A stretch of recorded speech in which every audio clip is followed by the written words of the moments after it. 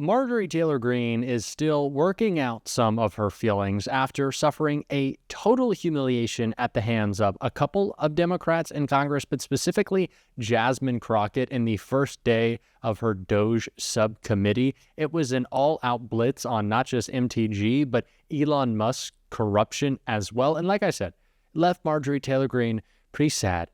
She was in her fifis. She was in her feelings. She was all upset.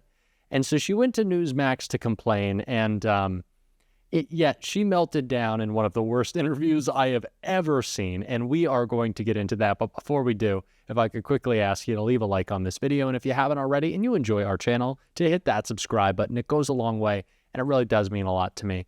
Now, before we get into Marjorie Taylor Greene's meltdown, it only makes sense to check out what got her upset. That was Jasmine Crockett right here. In fact, I'm trying to figure out exactly what it is that the Republicans believe our job is, because right now they have relinquished their constitutional duties over to an unelected bureaucrat, someone who no one went out to vote for. And absolutely, he is occupying the Oval Office, as we saw yesterday. And that is a first for me, to see someone occupying the Oval Office who's never actually been elected to the Oval Office and actually answering more questions than the person that allegedly got elected. But for whatever reason, this is the first time we're having a Doge subcommittee hearing, and that guy's not here. Instead, we have y'all. So I do want to thank you for coming. But I will say this. It's also interesting to me that in the first few days of Doge existing, we know that they are trying to get rid of the Department of Education, USAID, Consumer Financial Protection Bureau. They're laying off FAA workers. They are going after the FDA, the CDC, the HHS, the FBI agents, and they're talking about getting rid of FEMA. And they brought y'all in. And I am going to say that I actually was shocked that there was only one person that seemed like he was an overt Trumper as you laid out your opening remarks, because I anticipated that at least one of y'all would say, yes, what Elon is doing is exactly what we would prescribe. But instead, I will applaud you because you actually were focused. You talked about what the American people are looking for us to do. We've actually consistently on this side of the aisle promoted this idea of making investments into technology so that we can do things such as, say, look at the Department of Defense. The Department of Defense that takes up approximately 50% of our discretionary income, or our discretionary spending. Approximately 50% goes to Department of Defense. Department of Defense has not been able to pass an audit in the last 6 audits, and we're not talking about pennies. I understand that we want everything to be perfect, and if we could get all waste, fraud, and abuse out, that would be fantastic. But let me talk about the big numbers. The big numbers are on that side. When we look at, say, our entire workforce, our federal workforce, as we're trying to somehow fire all of them, they don't even make up a total of 5%. It's even less than that when we look at our budget. But let's talk about defense. That just happens to be the same side of the ledger that Mr. Musk gets the vast majority of his money from. In fact, at the same time that they were unlawfully, and we will stay in court, because on this side, we believe in law and order. We believe in, a number of us are actually lawyers, but nevertheless, we understand the Constitution. We believe in that as well. And so there's things such as, impoundment, right? Because as Mr. Whitson said, he said, we need to return the power of the purse to Congress. It never left. According to the Constitution, that's where it's at. Now, I know that people are confused right now because for whatever reason, we had a guy that went in, and you talk about people invading our data. Listen, people said that they were upset about TikTok, but I'm upset about the guy that runs Twitter, who for sure is doing nefarious things, because I don't understand, if you are trying to conduct audits and figure out where the waste, fraud, and abuse is, I don't know why you would go to some tech guy. In fact, it was only techies that were sitting there at inauguration. We didn't have auditors. I would welcome auditors to come in and do forensic audits. In fact, he sat there in the Oval Office yesterday and he admitted that he was lying, and he was using his propaganda machine to do it when he said that we sent millions of dollars to Gaza for condoms. That was a lie. So let me tell you something. The gentlelady's time has expired. The gentlelady's time has expired. And rein in this rogue actor known as The gentlelady's time has expired. I now recognize the gentleman from Missouri, Mr. Burleson.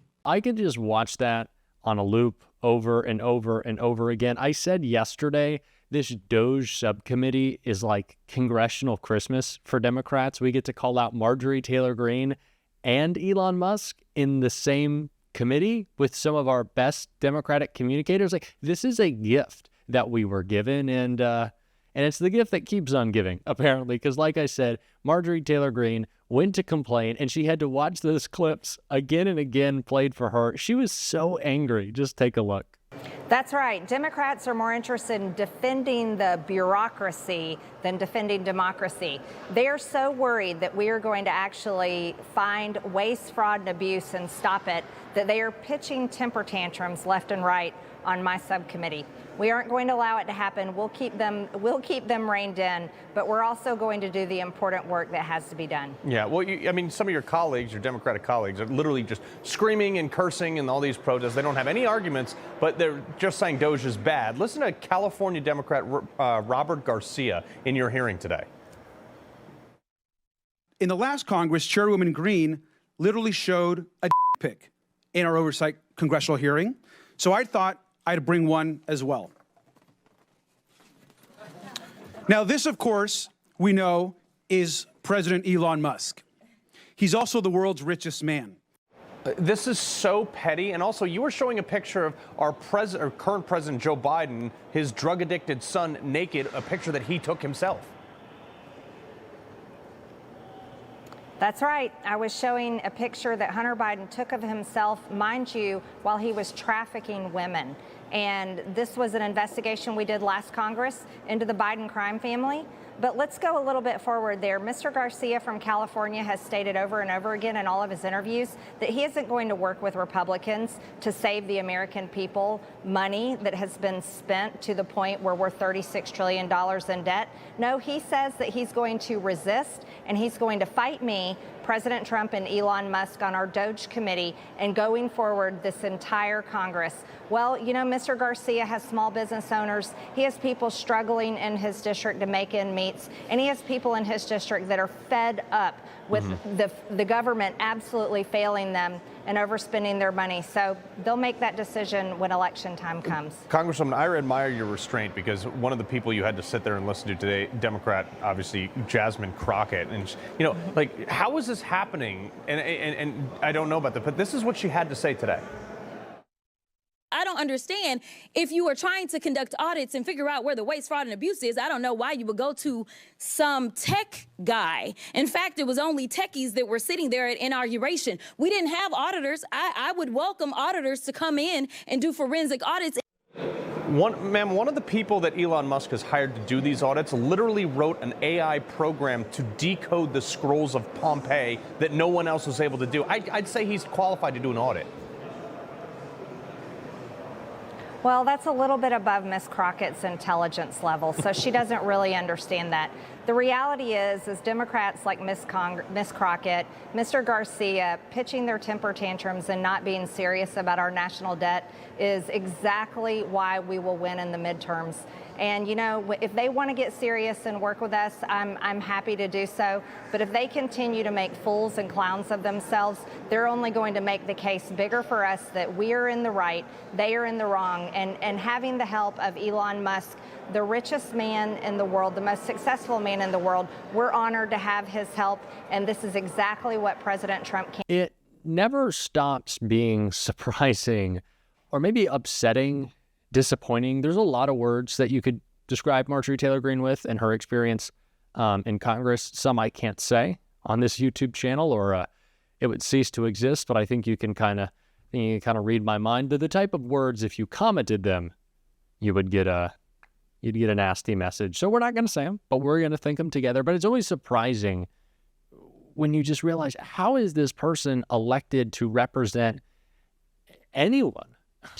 She is just outstandingly stupid. It is just really the only way that we can describe it, and doesn't understand that she is the butt of the joke that is being made of her entire party, the corruption surrounding it in the GOP attached to Elon Musk, and just how embarrassing it is that this is how Donald Trump's government has been put together, not just with as many billionaires as he can find, but the least qualified people in America to do the most important jobs in America, while they complain about DEI and whine about a meritocracy that they want when it doesn't even exist in their own administration or their own party, which is exactly the point Jasmine Crockett was making, calling out the very unqualified MTG and Lauren Boebert right here. I am tired of the white tears. Listen, if you are competent, you are not concerned. When I walk into Congress every single day, you know why I don't feel away and why you can't make me doubt who I am? Is because I know that I had to work 10 times as hard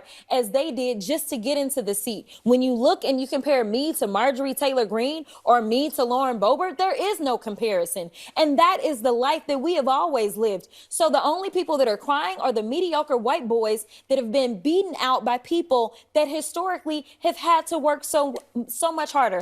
This is why they don't want us to have education. This is why they are trying to literally say we won't fund the HBCUs, because they know that if they've already gone after affirmative action and they're saying, you know what, don't allow them to come into, say, these PWIs, as we call them, don't allow them to come into these institutions. We know why they created the HBCUs in the first place. It was because they wouldn't allow us into the white institutions. And so now they're not allowing us in. And now they're saying, you know what, we're also going to defund the HBCUs. You know why? Because they don't want any more Kamala Harrises. They don't want any more Jasmine Crockett's. But I got news for them. I don't care what they do. We will fight to the end to make sure that we get our due. Because again, if you want to talk about the people that shouldn't be in this country, you probably need to look in the mirror, because the last time I checked, the Native Americans who some of ICE have been rounding up, or the Puerto Ricans who are absolutely Americans,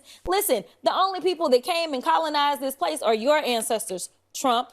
I agree with Jasmine Crockett.